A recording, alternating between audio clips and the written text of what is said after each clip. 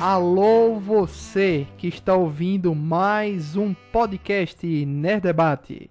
Aproveitando que os filmes do Ghibli estão na Netflix, estamos fazendo episódios especiais sobre cada filme em ordem de lançamento. Esse já é o 17º podcast. Caso queira ouvir os outros episódios, procure em nosso site ou no nosso feed no Spotify, Deezer, Apple Podcast ou qualquer outro aplicativo de podcast em seu celular. Estamos na contagem regressiva, faltam apenas 5 filmes da Netflix para a gente terminar o nosso especial Ghibli e esperar lançar o novo filme, né?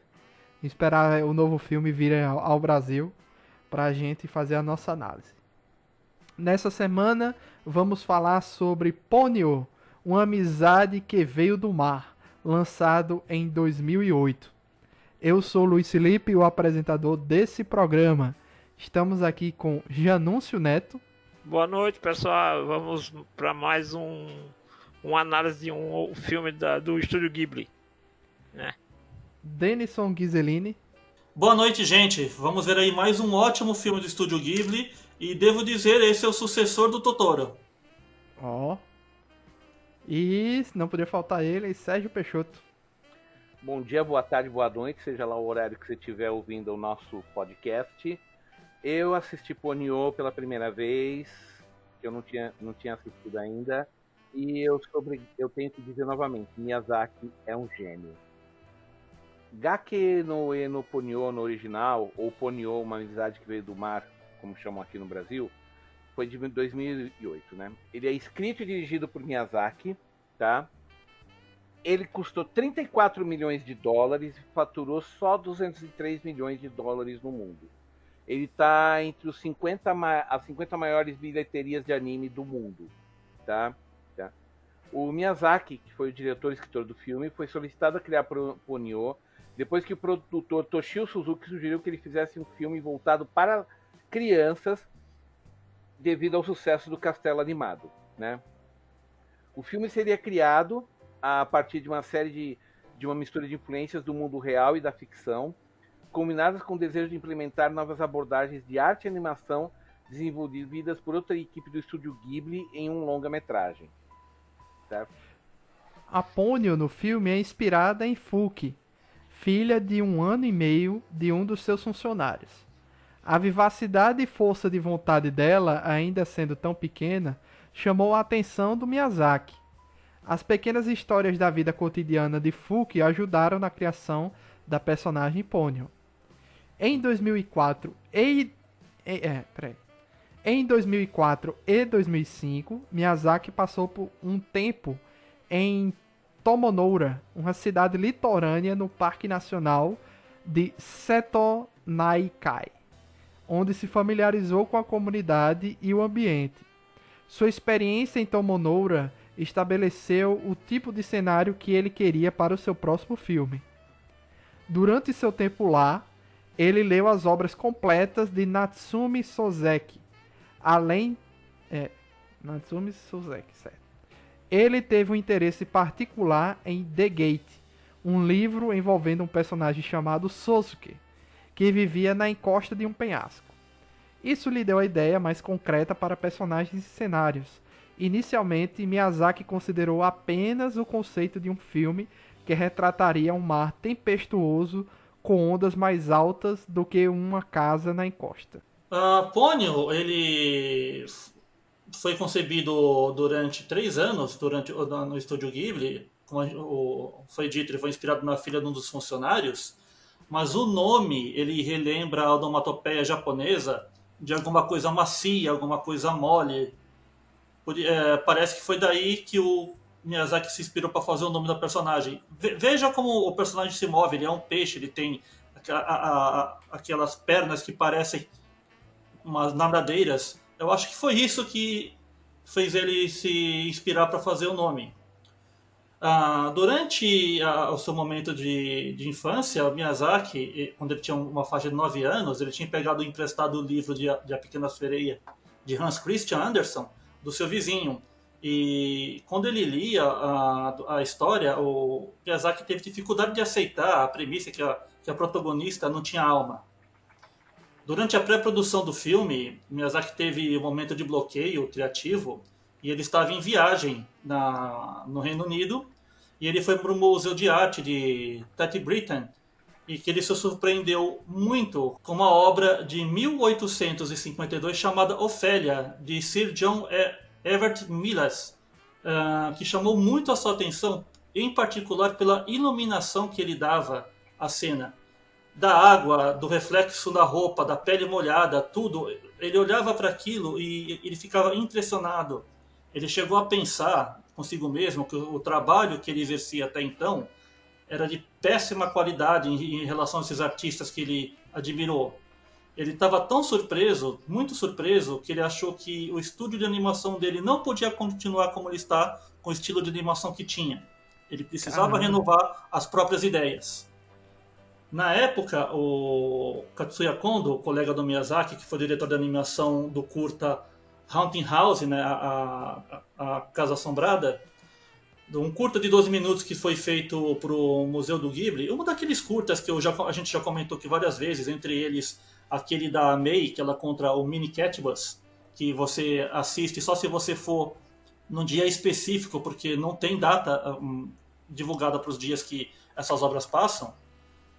Essa foi uma obra que ele usava, o animador acabou usando linhas mais sólidas e simples, uma arte de grande perspectiva, e é toda a animação feita à mão. Durante a produção desse curta, o Kondo havia discutido a possibilidade de produzir um longa-metragem como esse. Kondo aceitou uma oferta para trabalhar no próximo longa-metragem do Estúdio Ghibli, assim que completou o curta, identificando uma oportunidade de desenvolver mais ideias por trás do House Haunting, considerando melhor a história da produção. A produção de Ponyo começou em maio de 2006, quando recebeu o papel de supervisor de animação e trabalhou em estreita colaboração com Miyazaki, no delineamento de um conjunto de objetivos que definiu a direção do projeto, incluindo o uso de animação tradicional em toda a produção. Pegando emprestado a experiência de Kondo na animação de House Hunting, Ponyo usaria linhas sólidas e simples, como já foi dito. Ao isolar os elementos básicos de animação, o filme teria como objetivo demonstrar as vantagens da animação desenhada à mão por meio da representação do movimento que não pode ser reproduzido em qualquer outro meio. Um exemplo do estilo simples é quando Miyazaki pintou um quadro de Ponyo cavalgando um bando de peixes, chamado Ponyo Está Aqui, que foi inspirado por ele ao ouvir Cavalgada das Valquírias enquanto escrevia uma carta para sua equipe sobre ir com um estilo mais elementar. Mais tarde isso se tornaria aquela clássica cena do filme, ele indo atrás. O clímax do filme. Em produções normais, a animação de um veleiro normalmente envolveria desenhar uma célula e deslizá-la pela moldura, o que a fixaria em uma perspectiva e direção pré-definidas.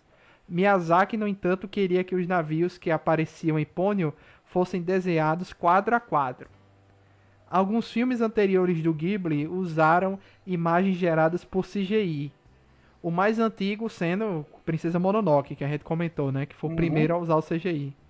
Para a produção de Ponyo, no entanto, a seção de computação gráfica do estúdio foi fechada para priorizar a animação desenhada à mão.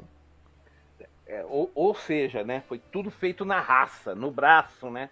Que coisa, né, bicho? Foi realmente assim, foi uma ordem superior. Não vamos usar assim, CGI. Miyazaki estava muito em conflito enquanto estava fazendo a produção de Ponyo, que inclusive coincidiu com o período que estava sendo gravado aquele documentário 10 anos com Miyazaki, da NHK. E tem um detalhe: entre o intervalo desse filme e Castelo Animado, foi que o Goro lançou o Contos de Terra-Mar. E tem um outro detalhe: o Suzuki, que é o protagonista, né, ou o co-protagonista de Ponyo, é inspirado em Goro. Isso aí é a próxima informação aí da pauta. Eu ia chegar lá, sabe? E quando você assiste o filme, você entende o porquê da inspiração. Porque o Miyazaki durante esse período, no documentário você vê isso, ele reconhece que foi um pai ausente. Ele para se dedicar como diretor de cinema, ele abandonou Sim. a família. E ele disse por isso que ele não queria o Goro dirigindo o filme. Ele disse, se você não estiver pronto para abandonar, para se sacrificar ao máximo ao cinema, não vire um diretor. Então ele preferiria que o filho dele fosse qualquer coisa menos diretor de animação, para que ele não cometesse os mesmos erros que o Miyazaki cometeu para com o Goro. E aí você entende porque o Suzuki, ele é um filho cujo pai está sempre no mar. Ah, rapaz, olha aí. Olha aí, não tinha pego essa informação. Você só vai juntar essas informações quando você vê o documentário da NHK que o Denison recomendou.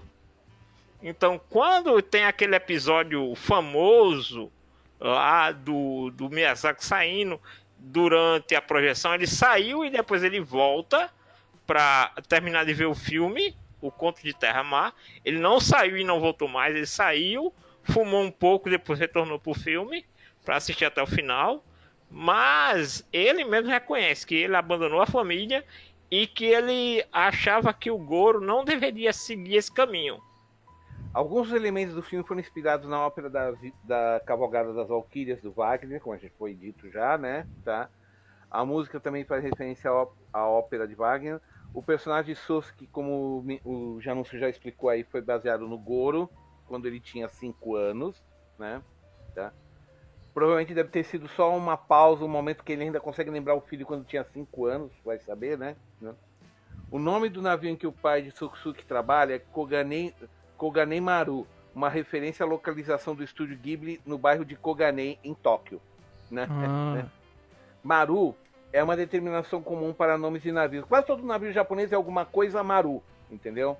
Quase todo navio japonês é alguma coisa Maru, sabe? É uma definição, tá? Miyazaki queria que seu próximo filme fosse Ponyo 2, mas o produtor Toshio Suzuki o convenceu a fazer Vidas ao Vento em vez disso. Ou ainda bem, né? Que nunca fez continuação, né?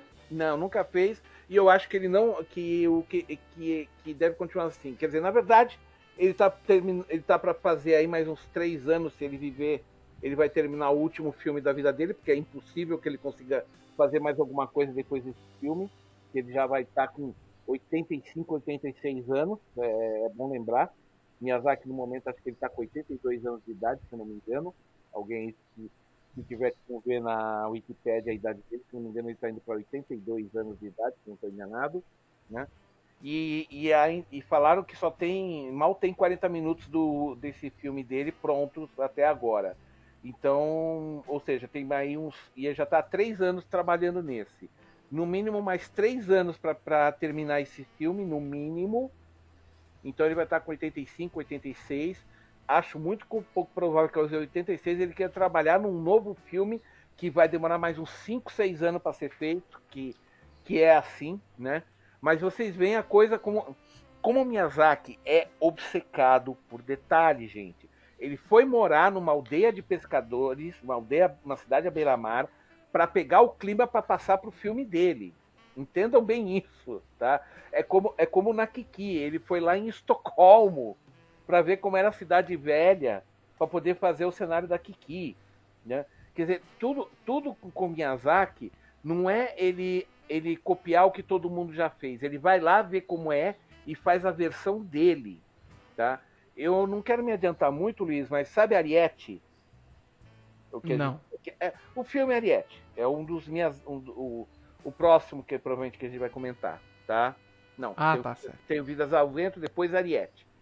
Então, só me adiantando para Ariete, para você ver uma coisa, quando mostra a família dos pequeninos bebendo água e tudo mais, a água reage como se fosse uma dose pequena, sabe? É mais espessa, sabe? Ele não cometeu o erro de fazer a água ficar na mesma escala dos pequeninos no Ariete. A água age como age para nós quando você coloca num dedal, numa coisinha pequena, um potinho pequeno, entendeu? Ele ficou observando como eram as coisas pequenas para reproduzi-las como se fossem pequenas.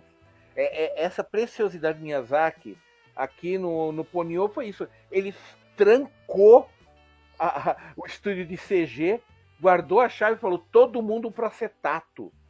Caraca, meu!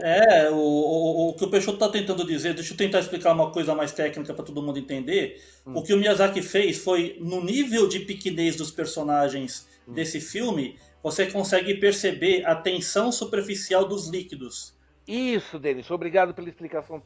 Você falou mais técnico, mas é isso que eu estou falando. É a tensão superficial dos líquidos. É aquele tipo de coisa que permite, por exemplo, uma mosca pousar na água e não afundar. Exatamente. Certo? Tá? Só que, guardadas isso, quando vocês assistirem Ariete, prestem atenção principalmente em líquidos e outras coisas em escala pequena, como é que elas reagem junto com os pequeninos. Tá tudo na escala, tá tudo reagindo da maneira correta, conforme como a gravidade deve atuar, como o peso real deve atuar. Tá? Isso é impressionante. Não, é um detalhismo fantástico isso daí, tá? Como a gente viu lá na Viagem de Chihiro, né? Os locais que ele se inspirou, os restaurantes, os detalhes da comida, a ambientação. O Miyazaki não se contenta em fazer uma animação. Se ele não transmitir toda a ambientação para a animação, ele não fica satisfeito. Ele é altamente detalhista e preciosista. Só que, como o Janúncio disse, isso teve um preço. Ele largou a família. Ele ficou no mar, como acontece no Ponyo, né? Ele ficou no mar, né? Uma curiosidade, enquanto hoje à tarde, antes da gravação, eu estava editando o Reino dos Gatos, né? Que vai ao ar amanhã, na data que a gente tá gravando. Eu assisti Ponyo um dia antes. E foi interessante porque nele, Denison já tinha avisado que Ponyo seria o próximo filme mais infantil que o Ghibli teria, apesar que teve o castelo animado no meio do caminho, mas ele não é tão infantil assim, né? Denison já tinha avisado, olha, Ponyo é o próximo Totoro, né? Vai chegar aí Ponyo em breve, é o próximo Totoro. O Ghibli usa Ponyo como um novo mascote em tudo quanto é canto, não sei o que. Aí foi interessante que lá a gente já tinha definido que o Reino dos Gatos era um excelente filme infantil do Ghibli e talvez o melhor. E eu já passo a coroa pra Ponyo. Olha, não é pouco isso, sabe hein? O que é engraçado? Que a outra coisa que você só vê no documentário da NHK é que o próprio Miyazaki, ele pegou, entre aspas, entenda isso, entre aspas bem grandes, raiva de Totoro. Por quê? Porque Totoro virou o ápice da popularidade do Ghibli, a ponto de se tornar o mascote oficial do Ghibli, ser o Totoro. E aquilo já estava incomodando ele, do tipo, eu nunca vou conseguir fazer uma obra que vai se comunicar com as crianças como Totoro se comunicou. Porque outras obras que vieram depois de Totoro não tem como foco principal ou exclusivo o público infantil como Ponyo tem. Ponyo é uma fábula moderna. Sim. É, muito bom. Inclusive, eu só fui perceber a similaridade com A Pequena Sereia, né? O conto original do Hans Christian Andersen. Quando o pai, parece, ou o pai e a mãe, um dos dois da Ponyo cita virar espuma, né? Todos nós viemos da espuma, eu disse. A mãe da Ponyo. O pai disse, se ela não se decidir, ela vai virar espuma. Aí eu parei e pensei, peraí, espuma era o final original da Pequena Sereia, ela é um peixe que saiu do mar e é ruiva e criou perna pra se encontrar com o cara que ela gosta. Meu Deus do céu, é uma releitura da Pequena Sereia que eu estou vivendo. No bom sentido. Filme, que filme maravilhoso. Como assim, bom sentido? É uma pequena sereia com final feliz. É isso. Porque você pode, as pessoas podem pensar que é um plágio, mas não é um plágio. Não, releitura não é plágio, tá? Quando a gente fala releitura, é uma coisa, plágio é outra. Ele tem elementos da Pequena Sereia, na verdade, né? Okay, ele nem tem um lance que, por exemplo, uma coisa que é muito sacada, que é que isso eu tinha visto, por incrível que pareça, eu tinha visto no último episódio de Jujutsu Kaisen uma coisa que se encaixa muito bem com o Ponyo, que é o seguinte: em Jujutsu Kaisen um personagem disse que um certo ditado popular, muito popular, que é o oposto do amor não é o ódio, mas sim a indiferença. E no Japão esse ditado foi mudado.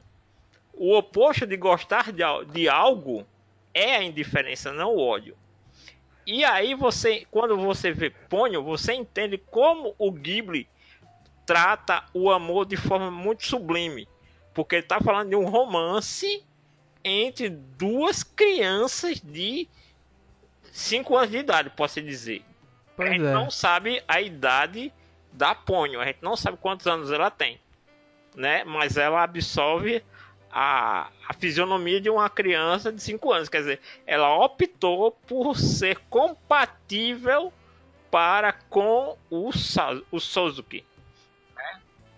Então, assim, e por que mudaram esse ditado tão popular no mundo todo? Só no Japão ele é diferente. Porque no Japão não se usa amor para qualquer coisa. Não tem como, não diz assim, eu amo o Estúdio Ghibli, eu amo futebol. Não é Aishiteru, é Daisuki. Aishiteru é eu te amo. Daisuki é gosto muito. Certo? O máximo que você tem as pessoas falando quase sempre é Daisuki, nunca Aishiteru. É igual aquela coisa que a gente tem aqui no Brasil também do nome adorar, né? Eu adoro fulano, eu adoro tal coisa. E a religião evangélica tem muito essa questão de não adorar só a Deus. Levar o pé da letra, né? Não pode falar adorar porque adorar só a Deus. O que eu acho é aquele negócio de levar o pé da letra, uma palavra que já perdeu única raiz. Aquela única interpretação. Já não tem mais essa interpretação de adoração divina. Adorar, eu gosto E daquilo. adoração muito. divina em posição religiosa, por favor, né? É assim, é aquela questão do uso e do significado que as palavras ganham ao longo do tempo. Por exemplo, no Brasil, a gente raramente tem duas palavras com significados diferentes que têm a mesma grafia. A gente não tem isso com tanta variedade. E já em outros idiomas, como o inglês, por exemplo, aqui existe uma diferença muito nítida para eles o que é heaven e o que é sky. Sim. Sim.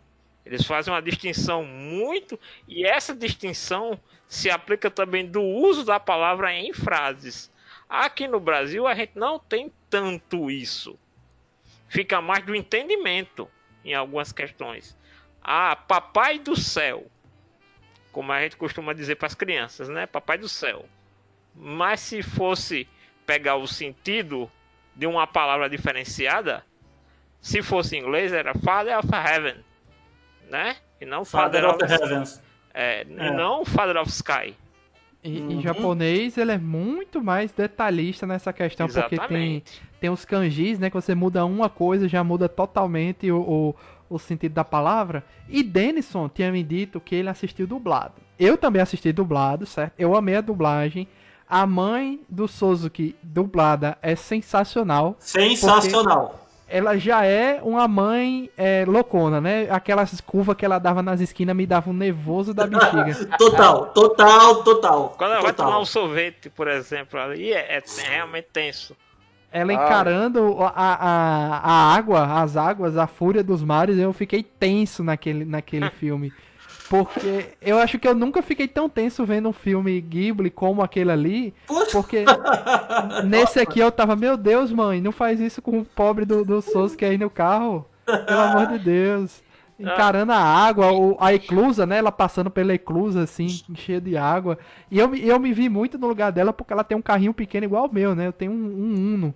E ela tem um carrinho pequenininho também que encara tudo ali, meu amigo. Sim. Agora, assim, uma coisa que eu fiquei pensando muito quando eu tava vendo o Ponyo, eu não sei qual foi, se isso passou pela cabeça de vocês, provavelmente não, é como algumas pessoas encaram Ponyo depois do tsunami no Japão.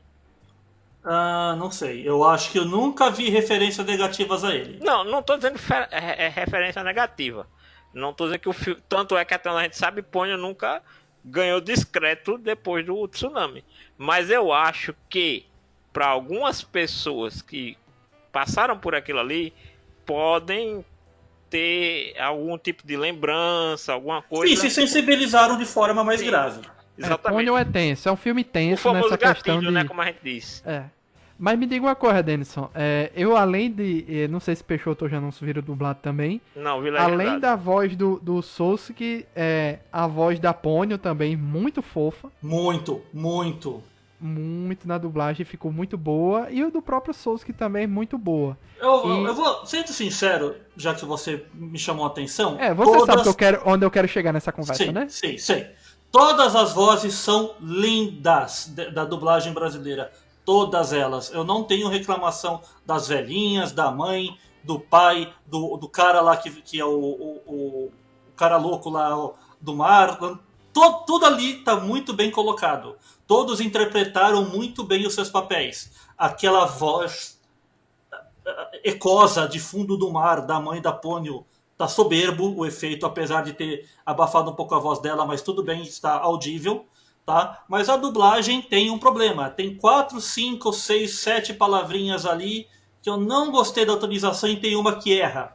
Aquela parte onde ele está no cofre, que ele vai guardar, sem spoilers, o que ele precisa guardar, ele fala, essa porta está emperrada. Não, essa porta está frouxa, ela não está fechando. Se ela tivesse emperrada, ela não abriria. Uhum. Então isso é um dos erros da dublagem. Tem vários ali, tá? Não são, como te falei, é uma meia dúzia no mínimo. Mas o que atrapalha o entendimento é isso. Tudo bem, tudo vai falar dele. Se você é tão pequeno, tão idiota. Tá, mas... Gente, a cena. A porta tá emperrada. Ele abre a porta. Como a porta emperrada tá sendo aberta? Mas assim, não é nada... Não. Grave. Nada grave. Só que tem uns erros bobos que não deveriam ter passados. Tirando isso, vocês podem me ignorar. Ignorem o que eu disse. O filme como um todo funciona. Com seus erros de dublagem, erros de contexto. Não são erros muito graves que comprometam a obra ou o entendimento dela.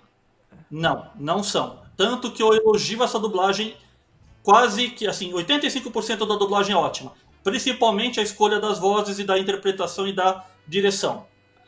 Tem uma curiosidade aqui, nas vozes em inglês, a mãe da Ponyo lá, Gramaren, né? É dublada pela Cate Blanchett, na versão inglesa. Olha. O Liam Neeson faz o Fujimoto, que eu acho que é o pai da Ponyo. Isso. O Koichi é dublado pelo Matt Damon. Koichi eu acho que é o pai o pai do Sasuke. E a Tina Fey faz a Lisa. Lisa é a mãe. Pra você ver como tem de vez em quando em inglês tem uns atores consagrados fazendo aí as dublagens. E pra mim, assim, esse é um filme... É um filme, assim... Primeiro, já pra mim, é o filme mais fofo do Ghibli. E o mais tenso. E quem viu do comentário vai ver que no começo o Miyazaki pensou nas cenas mais escuras que ele já achava. O que eu tô fazendo? Isso aqui vai virar um filme de terror. Porque pra mim eu considerei isso. É o filme mais fofo e depois ele virou o filme mais tenso do Ghibli, porque, cara, me deu... Assim, quando aquela senhora diz assim, quando um peixe com rosto de humano vem pra cá, pra terra firme... É prenúncio de tsunami. Prenúncio de tsunami, ou seja, já aconteceu algo parecido. Ela falou, aconteceu no passado. Pois então, já aconteceu isso. Também, assim, pegando um gancho do que Denison falou, recomendo que todos vejam o documentário 10 anos com Miyazaki, que tá lá no site da NHK, inclusive com legendas em português muito boas. Eu vi porque, assim, ele começa justamente durante o período de produção de Ponyo. E tem um outro detalhe. De produção criativa, ele tava na pré-produção. Tava no começo, quando ele decidiu fazer Ponyo. Isso. Tem ele fazendo esse desenho lá, o Ponyo está aqui, né? Não foi o primeiro desenho que ele fez de Ponyo, esse não foi o primeiro. Esse foi o que ele definiu como sendo o ápice do filme, o clímax do filme. Ponyo, a gente pode dizer que é um filme que ele tem 4 atos, né? 4 atos, ok, 4 atos, ok. Pode dizer, eu não tô dizendo que ele é Sim, pode ser interpretado. Sim, você entendi, pode interpretar como 84 anos. Mas, sem dúvida, a sequência da tsunami é o grande ápice clímax do filme. Não, é a surpresa do filme. É. Eu lembro que eu fiquei assim, caramba, que isso? Porque assim, uma coisa que a gente também é importante a gente lembrar que tem que se ver Ponyo com a lupa da fantasia, porque é uma grande fábula moderna. Precisa. Tanto é que, por exemplo, você imagina que boa parte daquela população, se fosse uma animação mais calcada na realidade, muita gente ali teria morrido. Muito provavelmente muita gente morreu ali. A cidade e os morros atrás foram todos perdidos. Pra você ter ideia, Foi isso que me preocupou, olha a bicho. Por diferença. isso que eu fiquei tenso, porque pra mim era um filme todo infantilzinho e eu jamais imaginei que pegasse aquela proporção de... Porque, assim, no início, quando tá de noite ali chovendo, as ondas batendo, eu pensei, ok, tá, é uma grande tempestade, beleza. Quando amanhece o dia, que o morro tá todo submerso, olha... só a casa lá, eu fiquei, caramba, velho, deu merda aqui nessa cidade, bicho. E olha o detalhe, como o Miyazaki deu importância à altura em que a casa estava durante todo o filme. Até aquele momento do clímax. Até aquele momento do tsunami, para você entender a importância que ele dá para que a gente grave na mente que aquela casa tá no ponto mais alto da cidade, praticamente. Né? Que era justamente, inclusive, uma questão... E justamente, bem lembrado esse detalhe, tanto que o nome japonês do filme é Ponyo do alto do penhasco, algo assim. Na beira do penhasco. Ponyo da beira do penhasco. Da beira do penhasco. Que tem um detalhe, que aquela casa também é estratégica, porque era ali onde ele ficava eles trocavam mensagem com o pai do Sozuki através lá do código Morse pela lanterna, né? Então tem que ser realmente uma casa que ficasse num ponto muito alto, tanto para isso como para o lance da antena. E se você reparar aquela coisa que tem os detalhes, como aquela casa tinha dispositivos de emergência. Por exemplo, ele tinha lanternas que funcionavam, iluminação que funcionava sem energia elétrica. Tanto é que quando chega lá, no momento, ela é como se fosse uma bateria que está na energia. Quando tira, acende. Tinha gerador. Então... Perdão, deixa eu esclarecer isso. Isso é detalhe cultural de países que têm desastres naturais. Se você for para hotéis e casas no Japão, é comum você ter lanternas e outros objetos que você só tira do invólucro deles, eles começam a funcionar. Tá? Então, isso aí já não é a coisa mais impressionante. Impressionante eles terem aquele negócio de água gigantesco, lá o reservatório de água gigantesco e o gerador. Isso chama atenção. Porque não tinha gerador nem no asilo, né? Nem no asilo. Então, muito provavelmente o que a gente pode supor é que aquela casa no passado era uma casa, vamos dizer, sei lá, para alguém que ficava tomando conta ali, vigiando para algum farol, né? Como se fosse um farol, ou para realmente ficar de olho em tsunami, em outro tipo de desastre, para ver de longe, né? Porque ali é uma visão muito privilegiada, e poder informar a cidade abaixo. Né? E tem outra coisa também, tem o filme dos detalhes, né? Porque em algum momento alguém diz que o Sozuki é enteado da Lisa, ou seja, ela não é a mãe biológica, mas o cara é o pai biológico, né? E ele só chama ela de Lisa, não chama de mãe em nenhum momento, né? E você sabe assim, quem é a mãe do Miyazaki nesse filme? Mesmo. E sabe quem é a mãe do Miyazaki nesse filme, Luiz? É a Lisa? Não, justamente a velhinha que tem medo da tsunami. Ela é que o Miyazaki considera como um ímpeto ou um reflexo de uma qualidade da mãe dele. Então, uma coisa que nós falamos um pouco, mas não foi muito profundo nos outros reviews dos filmes, é que o Miyazaki, ele teve a mãe dele quando pequeno, que ela adoeceu quando ele já era jovem. Tuberculose é um tipo muito raro, vertebral, tuberculose vertebral. Isso. Ela não conseguia se virar na cama sem ajuda, ela nunca mais pôde sentar, e ela ficou assim até próximo dos 30 anos dele. Ela era uma moça muito jovem, com o que ele se lembrava, né? Uma moça jovem com um ímpeto muito grande, assim, uma força de vontade muito grande, quase masculina para fazer algumas coisas, então cheia de espírito que ela era, mas ela nunca deixou de ser uma pessoa gentil. Uhum. Então ali você pega a mãe do Sosek e a Dona Toki, que é a velhinha ali do asilo, ela é uma divisão dessas duas personalidades da mãe dele. Sim. E isso ele colocou em várias senhoras de vários dos filmes dele. Sim. Então, isso está presente lá na moça do Castelo Animado. Isso está presente Que é a mãe na dos velhinha, piratas. que é a mãe dos piratas, para lá No Laputa.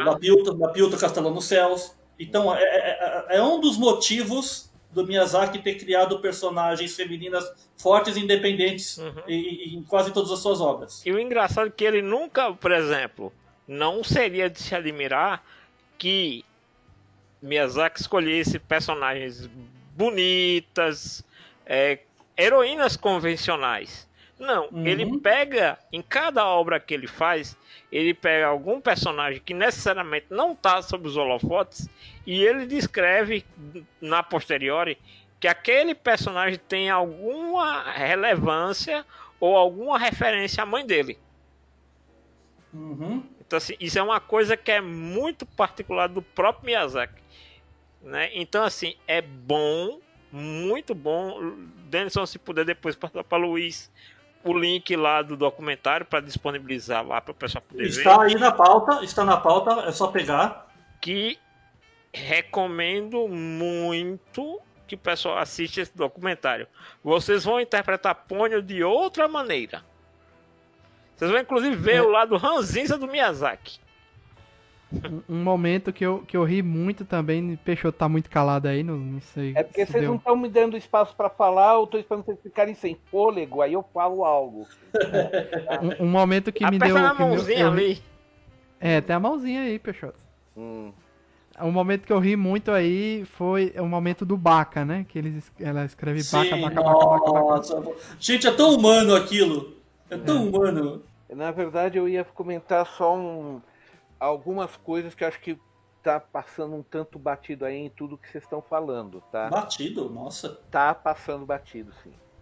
Porque é uma coisa. Miyazaki provou mais uma vez que ele é um gênio para fazendo isso. Porque é o seguinte: se você tem 5 anos, você assiste Ponyo e entende de um jeito. Se você tem 60 e assiste, você vai entender de outro jeito. É um filme de camadas. E ele fala isso no documentário também. Por incrível que pareça, ele fala isso. Tá, mas posso continuar? Já não se Por obrigado. favor. Tá. É que todo mundo já É falou. porque é o eu tô seguinte, a tentando gente não falar. pode levar em consideração que quem tá assistindo já assistiu o documentário ou vai assistir. Então a gente tem que explicar tudo aqui. Exato. Então, Não agora pode deixar ele falou isso no documentário, deixa pra lá. Não. Tá. Agora o que acontece é, não sei se vocês perceberam, mas todos os cenários da cidade em especial, tá? Vocês notaram que parece que é desenho de criança com lápis de cor? Não é. Tudo. Não é. Ele escolheu. Mas É a primeira vez que Miyazaki trabalha com tons pastéis. Sim, mas por que isso? Não notei, Para o tenho que ver de novo. Você vai ver, todos os cenários parecem que foram desenhados com lápis de cor. Tom pastel, tá? Mas eles não têm o mesmo acabamento que você vê. Parece um livro infantil animado. Exato. Obrigado, Denis. É exatamente aí que eu queria chegar. A questão é, por que isso? Porque esses tons agradam às crianças. Elas se identificam. É como se elas estivessem vendo aqueles livrinhos de histórias infantis que elas veem na escola. Gente, o filme é todo estilizado como se fosse um desenho feito à mão por uma criança. Os barcos não parecem barcos de verdade. Parece que é uma criança que sabe desenhar bem que desenhou. Toda a cidade é assim. Os objetos de cena, a comida, tudo. Se não Mas agora tem mais um detalhe importante. A despeito desse cenário, tudo é realista. Pois é. Entenda que não é fácil você conseguir esse ponto de equilíbrio, tanto para cenário, quanto para diálogo. Como a gente falou, as reações da Lisa, quando sabe que o maridão vai ter que ficar no barco de novo, aquilo é reação humana, perfeita. É o que uma É mulher... incrível, é muito incrível. Tá? E eu não tiro a raiva dela, tá? Eu não tiro a razão da raiva dela, tá? E o problema é que o garotinho tem só 5 anos, ele tá tomando fogo cruzado, coitado. Tá no fogo cruzado, realmente. Você vê ele ali. Meu, eu já achei fantástico o menino brincar com o sinalizador, já saber mandar mensagem por sinalizador, tá? Tanto que até o colega do navio dele falou, pô, teu filho é um gênio, tá conseguindo mandar mensagem... Até porque provavelmente ele tenha passado mais tempo com o pai do que com a Lisa, porque se a Lisa for mesmo a madrasta dele, ele não podia ir pro mar com o filho com menos de 5 anos. Mas o problema é que na história não explica em momento algum se a Lisa é madrasta ou é mãe mesmo. Não explica. Não, se chamaram de enteado, ele é enteado dela. Então, eu acho ela é que isso. madrasta. Então, eu não sei como isso tá legal, porque a legenda da obra também é imperfeita. Eu teria que pegar uma legenda de fansuber um pouquinho mais antiga para procurar isso. Eu não me lembro. Na legenda, tem uma ou duas vezes que ele cita a Lisa como a mãe dele pra Ponyo. Não, sim, porque a Guardiã e todo mundo a conhece assim. Mas eu não me lembro naquele momento lá dentro da parte final do filme que as velhinhas estão conversando, se ali no original em japonês eles citam grau de parentesco que não seja mãe. Uhum. Assim, todas as traduções que eu vi depois da era que os fansubers fizeram isso há 10 anos, 20 anos atrás, eu já esqueci. E eu não vejo nenhuma tradução moderna pegando a palavra correta. Meu japonês não é perfeito para entender isso, tá. Infelizmente. E ele nunca chamou ela de mãe. Mas agora vamos a outras coisas. E nem o pai de pai. Tá. Ele só quando ele fala pros outros, aquele é meu pai e essa é minha mãe. Exato. Agora Sabe o que parece, se vocês permitem me dar uma sugestão? Sabe quando casais muito novos se chamam de querido e de querida, meu bem, e ficam assim durante anos? Aí de repente o casal tem filhos, agora sempre a mãe vai ser chamada de mamãe e o pai de papai, porque se habituou disso. Parece que esse casal é tão bem resolvido junto que eles se chamam pelo nome assim o tempo todo e o filho pegou o hábito. Pode ser. Parece que é muito mais fácil de entender do que isso. Uhum. Agora, como eu estava dizendo,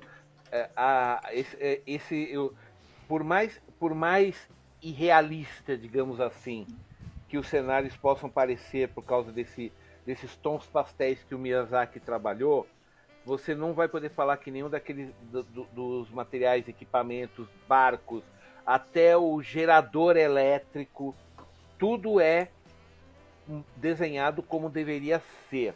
Assim, só é estilizado. Só está estilizado, exatamente. Tá? Então, de novo, como eu falei, o Miyazaki prova a sua genialidade quando ele consegue chegar nesse nível de excelência que ele pode se dar o luxo de deixar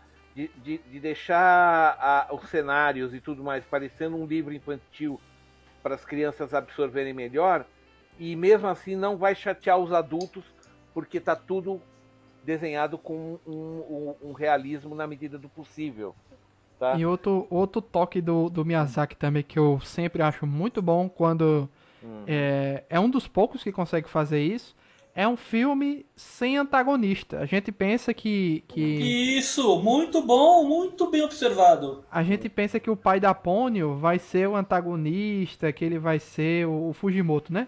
Pensa que ele vai ser o vilão, tá caçando a Ponyo, não. Mas ali no meio do caminho a gente percebe que não.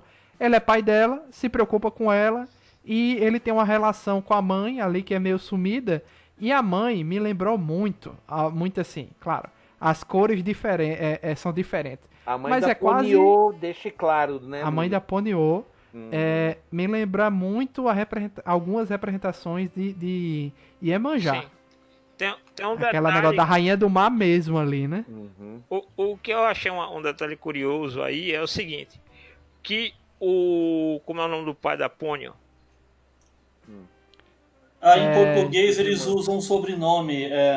Não, o nome original. Fujimoto? Fujimoto. Não. O pai da Ponyo é Fujimoto. Tá. Não, é que a Fujimoto ele está sendo usado na legenda em inglês. e no nome e para se definir na dublagem brasileira. Mas em japonês ele tem o nome mais curto de duas ou três sílabas só. Certo. Aí um detalhe que assim não é tão rápido é que ele é humano, ele é um ser humano que não se conta como se apaixonou pela Rainha do Mar e se casou com ela, né? Então ele sabe que isso teve um custo e quando Ponyo decide se tornar humana ao ingerir o sangue do Sasuke de uma maneira muito assim, ficou uma coisa muito natural, o que como é feito esse momento dentro do filme, e isso gerou um desequilíbrio. Então, por que daquele tsunami? A Lua se aproximou da Terra. Então aquilo teve uma mudança drástica nas marés. Então, se aquilo ali não fosse resolvido, ela não poderia ser um peixe fora d'água, porque aquilo teria um custo. Então, assim como ele deixou de ser humano para viver na água, Ponyo tinha que se decidir ou ser um peixe ou ser humana. Ela não poderia... Ou ser um peixe para em seu límpido aquário mergulhar, Sim. ou ser humano. Tá, agora só uma outra coisa, mais um detalhezinho aí das pesquisas monstruosas do Miyazaki para fazer as coisas. Quando o Koichi, o pai do Sosuke, né, vê como eles chamam de Grama Mare, né, passar por baixo do barco dele, ele reconhece ela como a deusa da misericórdia. Deusa da misericórdia. Só que quem é a deusa da misericórdia? Me permitam explicar, tá? Guan Yin ou Kuan Yin, como é chamada geralmente em chinês, é a tradução do Bodhisattva para Avalokitesvara, uma deusa da compaixão, tá? Que ela tem um templo no Japão, né? Em Japão, Guanyin é conhecida primariamente como Kanon ou, referindo-se à pronunciação antiga, Kwanon. Chamam de Kanon no filme, né? Muitas formas de Kanon existem, tanto masculinas quanto femininas. Muitos aspectos da Kanon foram desenvolvidos nativamente no Japão, suplantando algumas deidades japonesas, tá? Então, aí vem uma lista de 5, 6, 7, 8 nomes que são chamadas, mas ela acabou meio que se tornando também, assim, para qualquer coisa, ela é vista como a deusa da misericórdia, da compaixão, da bondade. Se vocês querem um comparativo católico, seria a Virgem Maria do budismo, do shintoísmo, tá?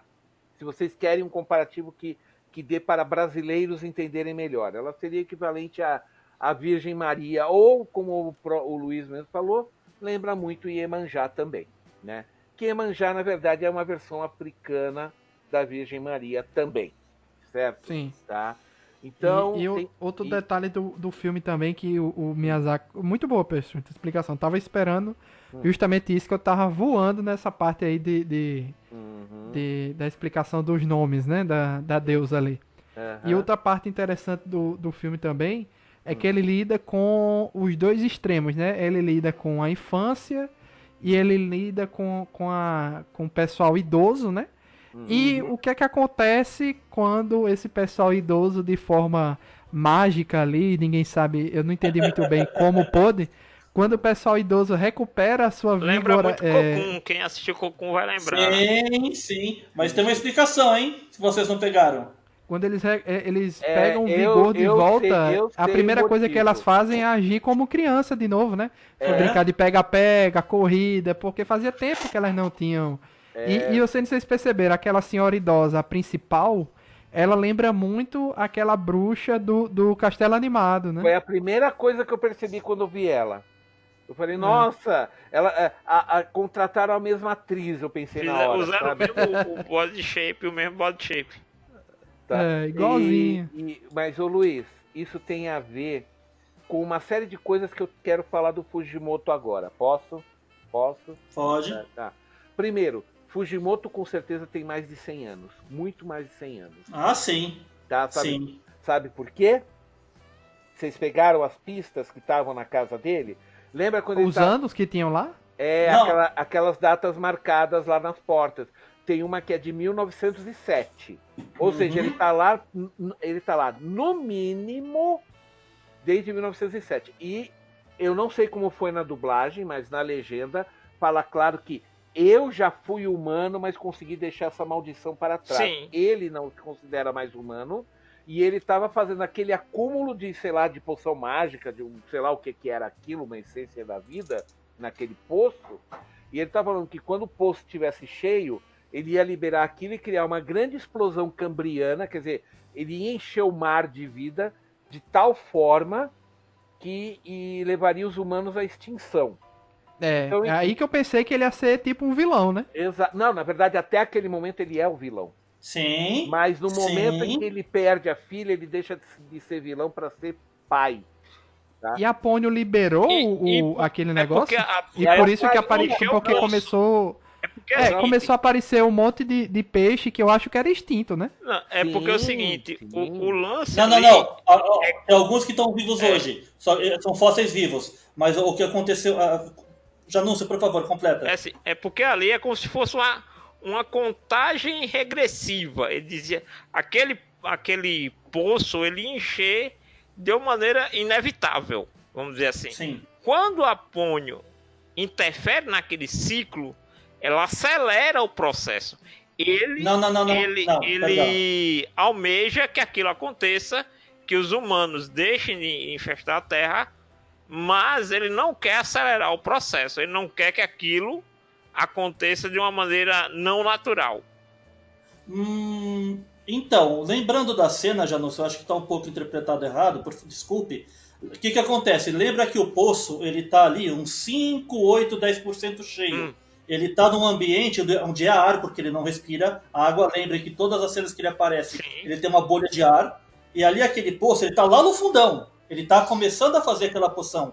Quando a Pônio entra ali, que ela se liberta daquele invólucro que ela está, ela abre as paredes de proteção, ela encharca todo aquele poço, e aquele poço preenche de água até o topo. Aí ele se mistura com a água. Mas a quantidade de água, dessa água da vida, que ia destruir o mundo no futuro, é muito mínima naquele momento. Sim, então, mas a tendência é que fosse um processo demorado, até que a humanidade fosse extinta normalmente, vamos dizer assim.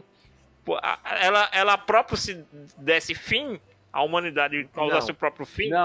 Não é isso que o Fujimoto diz, Janúncio. Ele diz claramente que quando o poço estivesse cheio, ele ia liberar tudo aquilo. Isso. E aí haveria uma grande explosão, uma nova explosão cambriana, e a humanidade seria extinta no processo.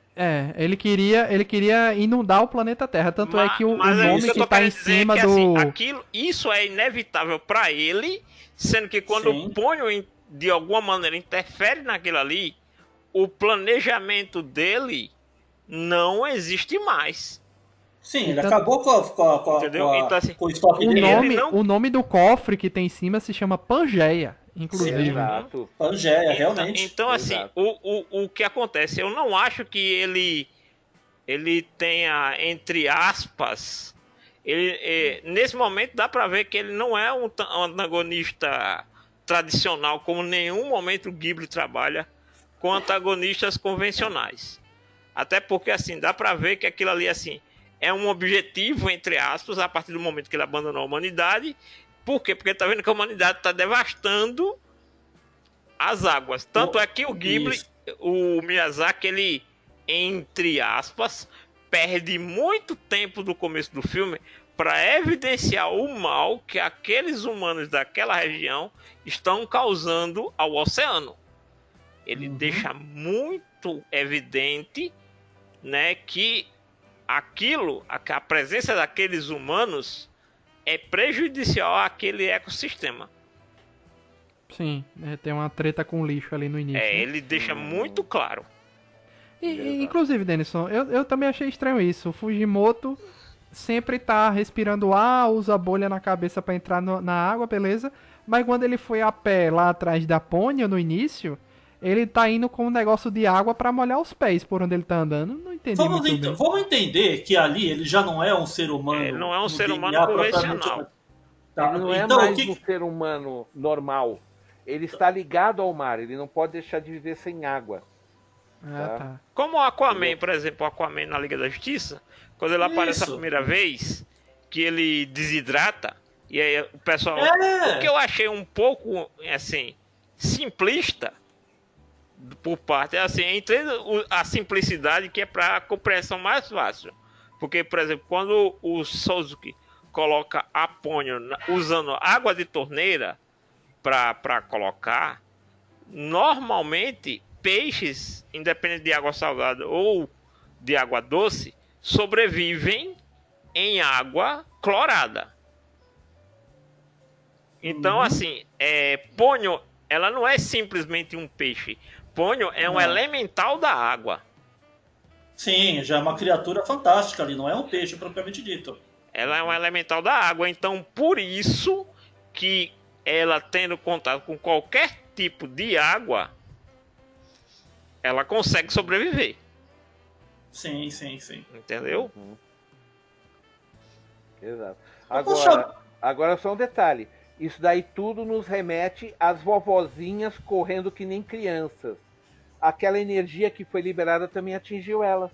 Porque elas estão debaixo d'água. Tá explicado agora, Luiz?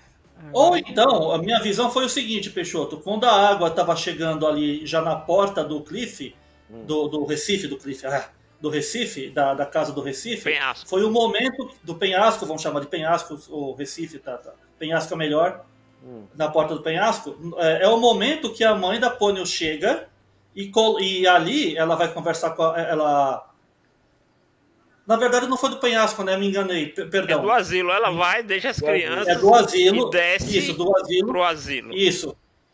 Só que ali a presença dela de ter englobado aquela área numa área de proteção e ela tá ali presente, é como se ela gerasse uma força de vida ali naquele lugar. Pode ser isso também. Pode ser, uma das duas interpretações. Tá? Só que foi algo meio permanente, porque quando a água baixa Não. e elas sobem correndo o penhasco de novo, então Sim. ficou algo No meio final. permanente ali, né? Elas... Ou, sei lá, não sabíamos o quanto tempo isso pode durar pras velhinhas, elas só estão curtindo o que podem. E tem um outro detalhe, assim, o que dá a entender é que houve um tempo ali bem, vou dizer, bem importante, mas não mostrado, porque o foco não era esse, para que os pais da Ponyo explicassem para a mãe, né, a Lisa, explicassem para ela a situação em que o Suzuki estava Foi aquela noite que ela passou fora, né? explicando a situação, e aí foi por isso que a gente vê aquelas pessoas, de certa forma, tanto as velhinhas como os demais funcionários do asilo, agindo com tanta naturalidade perante os pais da Ponyo, né? Já passou um tempo, é né? uma situação fantástica, né? Porque o momento do estupor já tinha passado, vamos dizer assim, né? É engraçado que a única que ficou de fora foi a que tinha medo do tsunami, que ficou lá em cima, né? E tem um detalhe, e assim, e você pode imaginar naquele momento, na cabeça de algumas pessoas, a errada é ela e ele tem que ficar com entregar a Ponyo pro pai. Quando na verdade ali qualquer uma das escolhas seria a correta.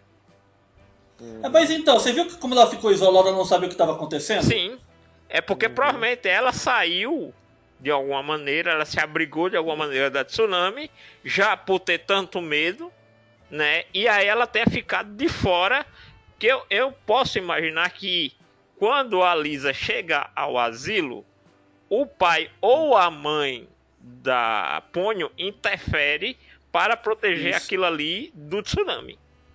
Sim, com certeza. Né? Eu só achei um pouco assim, tá.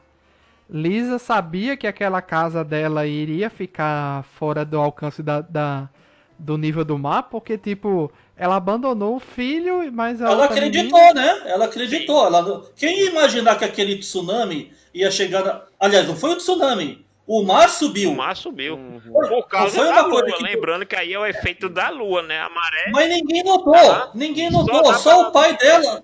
Só o pai da Pônia apontava. Gente, olha a lua. A lua tá ali do lado. Vocês não estão olhando pra Em isso. pleno dia, É. inclusive, né? Em pleno dia. Essa referência aqui vai ser pra poucos, né? Mas faltou Piccolo ali pra destruir aquela lua, né? Ok. Tá Ok. É, Agora tava fácil, né? Tava mais fácil de virar. tanto é É. que foi uma coisa assim, rapidamente, assim, não tem nada a ver com a história, mas basicamente passou na minha cabeça assim, eu digo, pronto, assim nasceu, depois de Ponyo, começa One Piece, né? Que é quando o mundo, a explicação do mundo, a explicação do mundo Nossa. praticamente todo refeito, todo reconstruído com o oceano totalmente dominando o planeta. Aí que vem a questão. É, só me lembrei de One Denison, Piece. aí vem a questão que Denison falou. A água dourada que estava presa lá naquele poço foi o suficiente para subir o nível da água apenas ali naquela região, provavelmente. Não foi não foi em muito canto, não. Foi algo ali regional. Eu acho que foi mundial, e tanto é que porque eu o filme não se preocupa. Não foi mundial, não foi. A água, como ela é fluida, ela encurva na direção da gravidade da Lua. Ah, tá. Tá? Nós não notamos isso, mas a própria Terra se curva. Só que como a água é mais fluida, é mais fácil para isso acontecer. Tá? Então, como a Lua estava do lado do Japão, né, por conveniência da Sim. história, era mais fácil ela inclinar para cima. Lembrem do que aconteceu com aquele filme lá, Interestelar. Lembra? Da onda do planeta que dá a volta ali rapidamente no buraco negro, e aquela onda, na verdade, a água está parada. O que está girando é o planeta, porque a água ela já está sendo puxada numa única direção. muito nós- legal, né, bicho? Muito Nós legal. pensamos que aquilo é uma onda em movimento, mas a água ela está Ela parada tá só naquele seguindo fluxo. a influência magnética da Lua. Exatamente, o que está Influência girando é o planeta. gravitacional, por favor. Isso. Tá? Influência É a gravidade, atração exatamente. E o planeta dá uma volta em volta de si mesmo em muito pouco tempo. Por isso que no filme Interestelar a onda voltou tão rápido. Ah, tá. Beleza. A cada segundo passa um ano, parece, né? Tem um negócio. 7 anos, eu acho. Cada uma hora eram 7 anos na Terra, algo assim. Não, mas é porque no filme tem. Aí a gente passou. Tá, mas a gente já Enfim. tá indo longe, tá indo longe. É porque no filme tem uma trilha sonora enquanto eles estão no planeta, que é um tic-tac que tem lá. Tic-tac. E a cada tique é um ano que passa na Terra. Era um negócio assim que o Nolan fez. Então por isso que ele colocou isso na trilha sonora. É bem foda. Interestelar é foda demais. Muito bom. Então, Denison, você me confirma que aqueles peixes que aparecem com nome estranho e aparência estranha, eles não são no mínimo, extintos. Não, um deles, eu lembro de que ele foi documentado muitas vezes, que foi encontrado um peixe deviano de águas profundas que considerava-se extinto. É uma das 5 ou 6 espécies que naquela década foi descoberta e que o pessoal falou, olha, existe um parente ou um remanescente do período tal que está aqui até hoje. E esse é um deles. Mas é um deles só, tá? Que aparece no filme. Certo? Porque eu fiquei com a impressão que, com essa água aqui, peixes extintos voltaram, ou é porque eles estavam tão escondidos e profundos que eles estão voltando Também, agora? pode ser, pode ser. A gente não dá pra ser, entender sim. o que o Miyazaki fez, mas faz parte do imaginário, dá pra entender como assim mesmo. Tá? A ideia dele é simplesmente, ele tava, assim como tava lá Pangeia, o nome da sala, né? Tá? Então ali tava sendo quase uma volta no tempo, né? Tá? Parecia. Biologicamente falando, não nos termos de tempo e espaço, né? Tá? Olha, eu vou dizer, eu fiquei muito surpreso, viu, com o Ponyo. Não esperava, tá com expectativa muito baixa. E eu acho que ele entrou no meu top 10, viu, da nossa lista final aí do Ghibli. Acho que Ponyo entrou.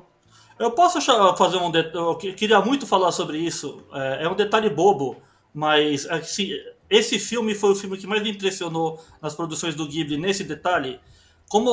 Tem várias cenas que aparecem aquelas centenas de irmãzinhas da Ponyo, certo?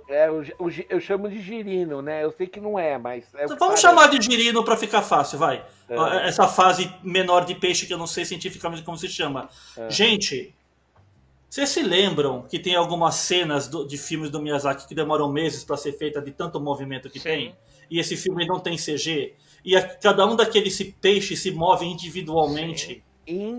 Gente, é um absurdo! Individualmente. Eu não sei se aquilo é uma composição, tipo assim, alguém inteligentemente pegou 30 peixes, desenhou num plano, aí moveu do outro plano, aí inverteu o espelho e fez, sabe esses truques pra ajudar na animação?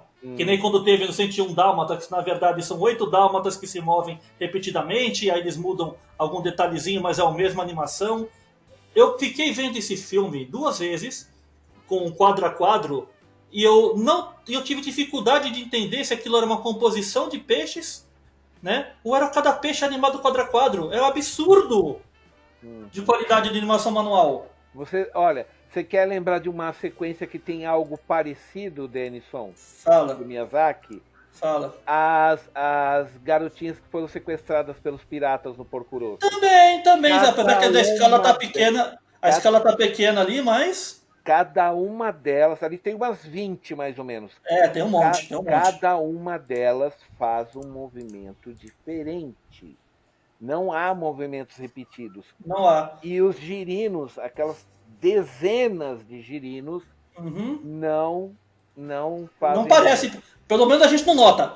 Tão incrível que a gente não nota. É simples assim. Eu não percebi. Eu fiquei prestando atenção. Tá certo que foi a primeira vez que eu vi, eu teria que ver mais para ter certeza. Mas não precisa. O filme funciona da primeira vez. Mas, assim, eu não achei animação, movimentos repetidos. É aí que eu quero chegar. Qual a influência futura do Ponyo? Porque o próximo filme aqui eu tô vendo, no debate que a gente vai fazer, é O Mundo dos Pequeninos, né? A Ariete. Que eu acabei de citar, né?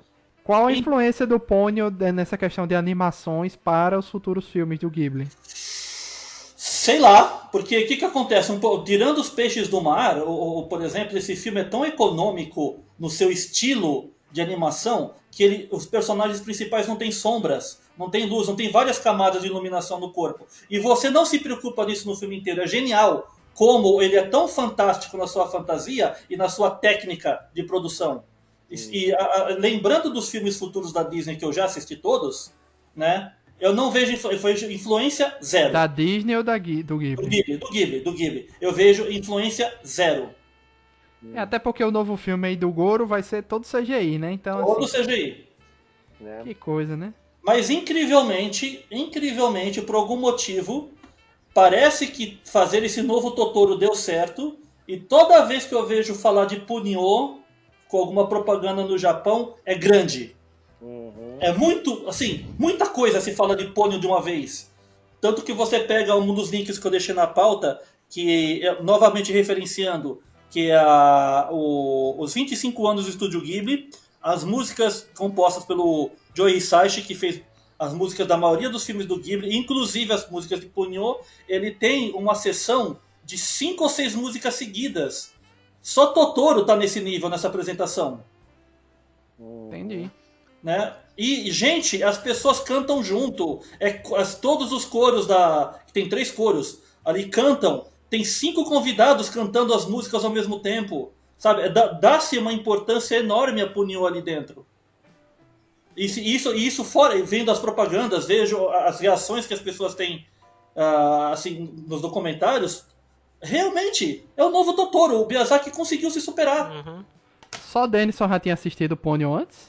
Sim, acho que sim. Acho que sim. De nós 4, com certeza só ele, viu?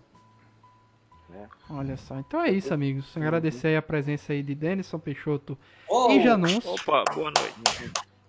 Boa noite. Muito obrigado aí a todo mundo que ouviu. O Ponyo, sensacional. Realmente, assim, depois da brochada que foi o Terramar, eu não esperava que eu fosse ter uma surpresa tão agradável em um filme tão maravilhoso. Eu não achei o Terramar Ponyo. tão broxante assim. Foi o suficientemente broxante. Quem ouviu o podcast que a gente ficou mal acostumado. Não, gente, assim, assim, ele pra mim, assim, ele é um filme não Miyazaki. Então eu não coloco na mesma cestinha. Porque aí é sacanagem comparar Terramar com qualquer coisa do Miyazaki. Por exemplo. Então aquele. Então é isso, amigos. Uhum. Diga. Não, eu tô dizendo que Terramar, assim, apesar de todos os problemas que ele tem, não é pior do que aquele outro que a gente viu, aquele como é... Que também não é do Miyazaki. O Poro Poro? Aquele não sei o que do oceano, a canção do oceano. Não, You Can Hear the Ocean. You Can Hear the Ocean. O Ocean Waves lá, que o pessoal fala em inglês. Ocean Waves. Aquilo lá é uma extração de fígado. Mas não esqueçam, a gente já tá no 17º podcast do Ghibli, certo? E Miyazaki até então, Ponyo é o 7º do Ghibli, que ele dirige. Se a gente incluir na história o Laputa, né? Isso. Entrando aí como Ghibli, Laputa e Náusica. Então com Náusica seria 8. O 8º filme aqui do Ghibli. Então, gente, assim, de 17, 8, né? Por enquanto, porque ainda vai ter mais um. Tem mais um. Que é o... Vidas ao Vento? O Vidas ao Vento. É o próximo do Miyazaki. Tem mais um. Então, assim, de 20 e poucos, 9 são do Miyazaki. Então, a gente tem que considerar tudo, né? Não tem como esperar. Dentro do Ghibli, Miyazaki. Separa Miyazaki. Claro, é diferente, é melhor? Mas a gente tem que analisar tudo como filme Ghibli, né? E outra, o garoto acabou de fazer um filme, gente. O pai demorou 28 anos pra chegar onde tá. Vamos dar um tempo pra ele. Pois é. Ele tá no 3º, viu? Tá no 3º agora. Então... Fora a série de televisão que ele fez, né? Lembre-se que ele fez aquela série CGI lá que é muito boa. Eu nunca assisti inteira aí, é um pecado. Queria tanto ver aquilo inteiro. Obrigado aí, amigos, e até a próxima, pessoal. Valeu! Valeu! Tchau! Tchau, tchau, tchau, tchau.